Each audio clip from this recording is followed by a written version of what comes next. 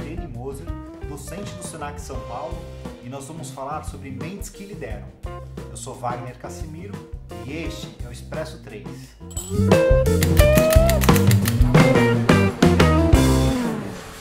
Valdirene, se a pessoa não nasceu líder, ela consegue desenvolver essa competência? Sim, ela pode desenvolver a liderança. Na realidade, ela tem todo o potencial para poder desenvolver essa liderança.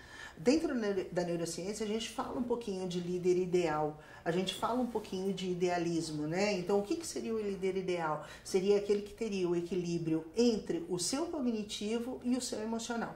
Então, quando a gente fala em cognitivo, eu falo do nosso córtex pré-frontal. E quando eu falo do emocional, eu falo de um sistema, que é um sistema mais interno, em que eu falo do bottom-up, em que é um sistema emocional. E eu tenho uma amplitude. Quando eu começo a desenvolver todo o potencial emocional que eu tenho, todo o equilíbrio que eu tenho em pró do desenvolvimento do outro e o meu desenvolvimento, eu consigo me transformar num líder, mas num líder diferente, num líder transformador.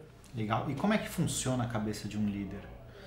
É interessante quando a gente começa a falar nesses processos de liderança que existem muitos treinamentos para liderança. E dentro desses treinamentos sempre passam o estigma do que é um líder. Então é um líder democrático, autocrático, liberal, mas só que não passa um pouquinho essa filosofia. Então, assim, quando a gente participa desses treinamentos, muitas vezes a gente começa a desenvolver um sistema que nós chamamos top-down, que é o sistema que está muito ligado ao nosso planejamento.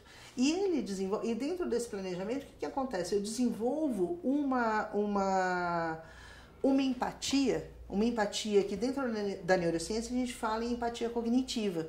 E eu tenho a empatia cognitiva, mas eu também tenho a empatia afetiva. Quando eu começo a me comportar de acordo com aquilo que a sociedade quer que eu faça, eu estou desenvolvendo uma empatia cognitiva. Só que essa empatia cognitiva, o que acontece com ela? Ela dura muito pouco tempo.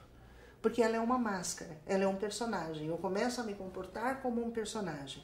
A partir de um desequilíbrio fisiológico que eu começo a ter, de acordo com as situações que eu vou passando, o que vai acontecer? Eu vou me desestruturar e a minha máscara vai cair. Então, quando eu começo a compreender que este processo tem que ser embasado em cima de uma empatia afetiva, eu começo a me colocar no lugar do outro. Eu começo a perceber que eu tenho erros assim como o outro tem. Então eu começo a interagir de uma maneira muito mais assertiva, provocando mudanças nesses comportamentos, inclusive no meu. Então essa é a importância da empatia afetiva. E como é que isso acontece na prática? Algo bastante importante para um líder é que ele tem que entender a importância de uma mediação. Com a mediação, eu começo a fazer com que existam mudanças cognitivas estruturais. Tá? Então, dentro da teoria da modificabilidade estrutural, a gente começa a trabalhar em cima disso. Sempre dentro de um processo de mediação. A partir disso, eu começo a trazer um sentimento de competência para as pessoas. E elas começam a compreender as coisas através da experiência. E elas aprendem através da experiência.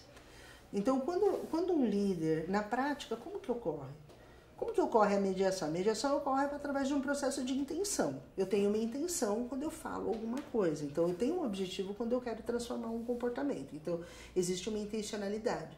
Para que exista essa intencionalidade, para que essa intencionalidade ela seja realmente trabalhada, eu preciso de um processo de reciprocidade. O outro tem que estar aberto para aquilo que eu estou passando. Porque quando ele está aberto, eu gero esse significado e ele transcende. Quando ele transcende é quando realmente essa aprendizagem ocorreu.